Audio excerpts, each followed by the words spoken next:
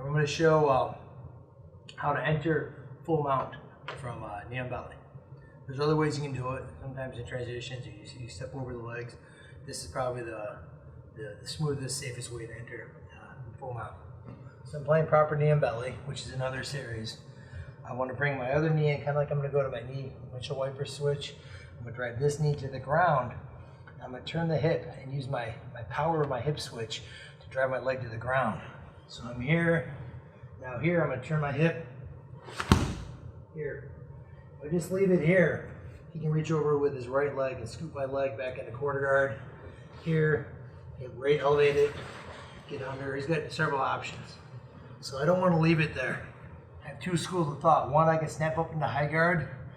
One, I can kick down lower into a grapevine or cross my legs underneath them.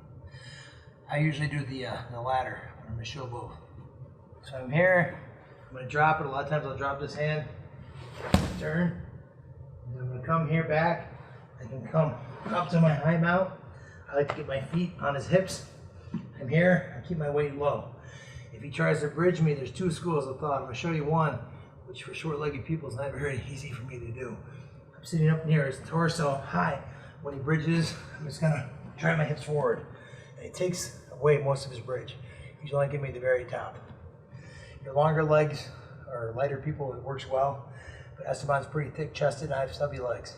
So what I do for this position, when I come to high mount, I'm here, slide up, I pinch my knees, I get my feet on his hip bone, and I'm low. So when he bridges, I'm just gonna come up with him. And then he comes back down. I'm okay, I'm going nowhere. I let him just tire himself out. We'll get into transition back to grapevines once we show the grapevine. Now instead of sliding up from the transition, I'm gonna slide down. I think this is a little more common and a really powerful position. I'm here, I'm gonna drop. Now I'm gonna shoot my legs down. Sometimes you get lucky and I can catch him right here. Flare my feet out at his knees, drive my hips into him, straight my legs, and I'm here.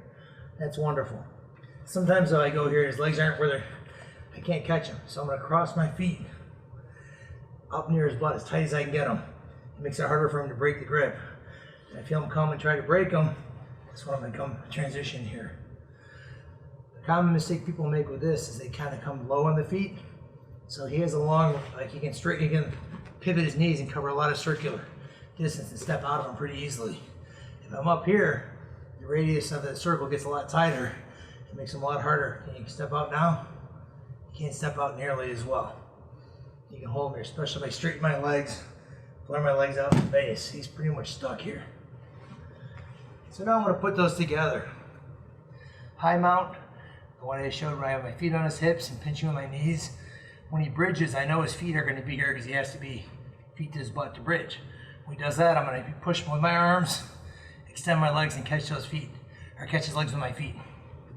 So I'm here, bring it in. I'm sliding up to high mount. I'm here, I'm low. He bridges.